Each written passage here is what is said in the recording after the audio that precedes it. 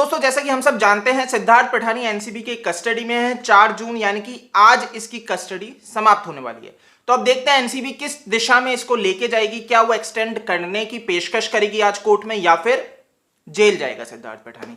अब ये देखने वाली बात है, जो भी रहता है देखते हैं आज कोर्ट में क्या रहता है। लेकिन आज हम बात करने वाले सिद्धार्थ पिठानी ने कस्टडी में रहते हुए आखिर किन लोगों के नाम लिए, किन के खिलाफ इसने सबूत पेश किए, किन के खिलाफ इसने गवाही दी।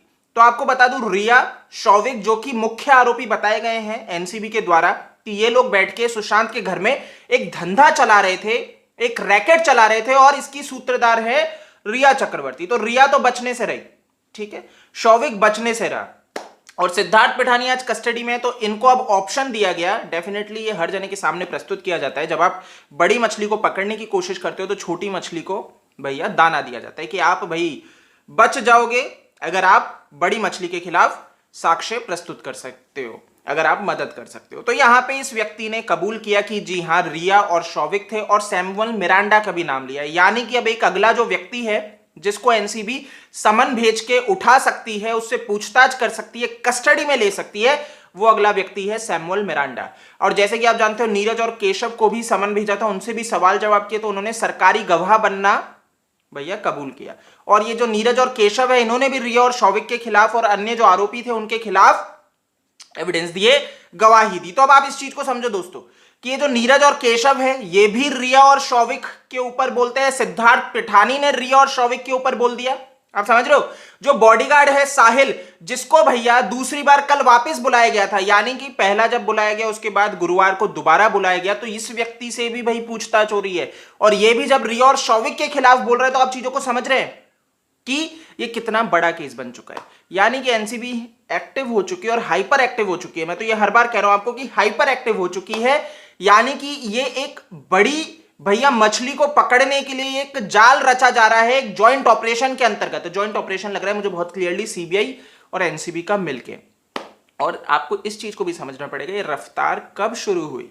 ये रफ्तार तब शुरू हुई जब सीबीआई के डायरेक्टर का चयन हो जाता है। नए डायरेक्टर भाई अपनी पोजीशन पे आ जाते हैं, वहां पे अपनी कुर्सी संभालते हैं, अपना भार संभालते हैं और उसके बाद एनसीबी हाइपर एक्टिव हो जाती है, सीबीआई एक लीड दे देती है। तो आप इस चीज को समझ रहे हैं कि ये सारा का सारा एक ज्वाइंट ऑपरेशन के अंतर्गत हो रहा है। नए डायरेक्टर के बाद किस तरह से एनसीबी की रफ्तार बढ़ना। और भैया यहां पे ये कहना एनसीबी के समीर वानखेड़े के द्वारा कि जब हमने सिद्धार्थ पिठानी को उठाया तो ये लीड कहां से आई थी, सीबीआई के द्वारा।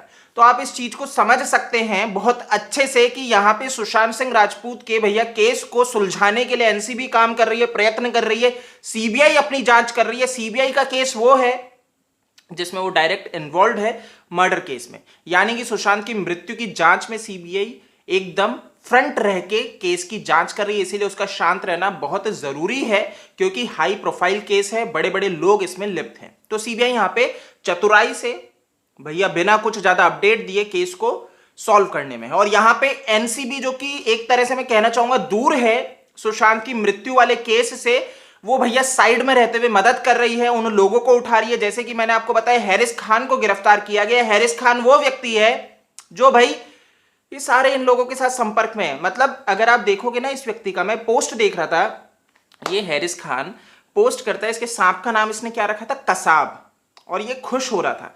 ये सांप का नाम रखता है कसाब। कसाब एक वो व्यक्ति है जो आतंकवादी था, लेकिन इनकी सोच आप देख रहे हो, जो हमारे देश में आके आतंकवाद को बढ़ावा देते हैं, देश में आतंकी हमला करते हैं, वो ये अपने सांप, अपने पेट का नाम रखता है। और फिर पोस्ट आप खुद देख लो कि ये क्या दर्शाता है, इसकी मानसिकता क्या दर्शाती है, कि ये क्या कहना चाह रहा है यहां पे कि एक तरह से कसाब इसके लिए अच्छा है, इसको पसंद है।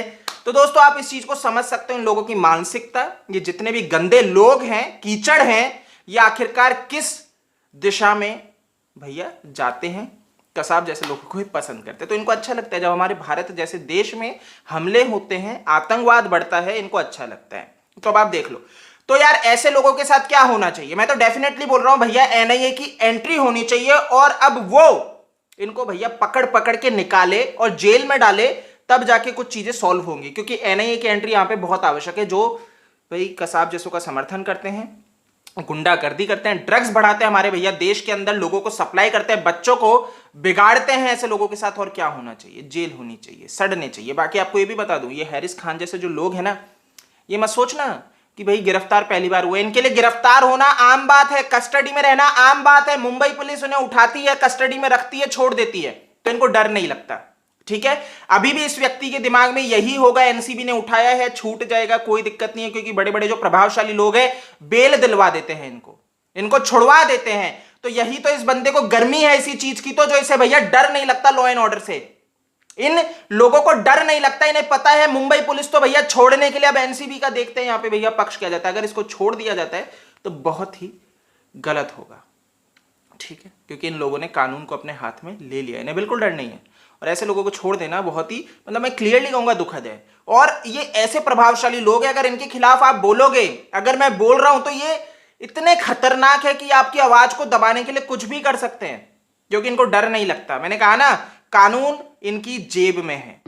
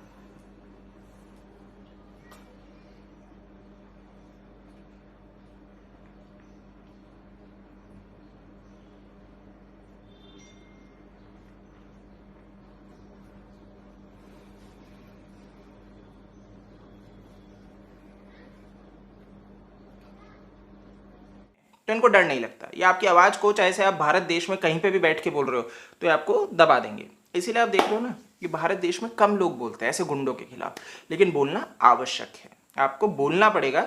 ये सोच के अगर आप बैठ जाओगे कि आपकी आवाज को दबाने के लिए पता नहीं क्या कर दे, तो मूर्खता होगी।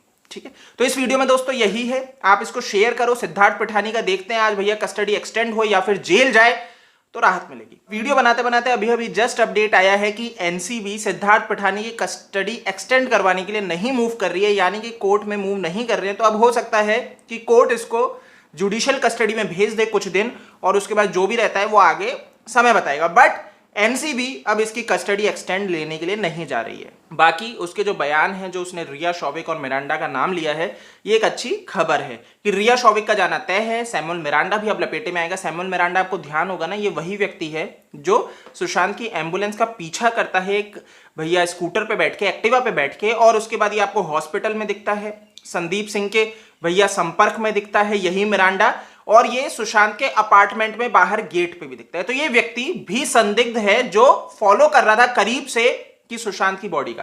तो एक चीज है, जितना हम जानते हैं सुशांत की बॉडी को जब कूपर हॉस्पिटल से ले जाया गया, तो जितना कि हम जानते हैं कि तो इन चीजों को आप समझ रहे हैं दोस्तों कि ये सैमुअल मिरांडा भी जाएगा, और ये सारे बुरे लोग जो हैं, तो दोस्तों इस चीज को आप समझिए कि ये सारे के सारे जो बुरे लोग हैं, जो अब तक ये सोच के बैठे थे कि भैया कुछ इनका बुरा नहीं हो सकता, अब अंत इनके लिए निश्चित है। इनके बुरे कर्मों का फल इन्हें मिलेगा।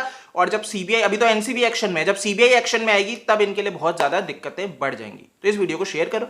आप नए हो तो चैनल को सब्सक्राइब कर सकते हो। आप मेरे को फेसबुक, ट्विटर, इंस्टा पे फॉलो कर सकते हो। जय हिंद।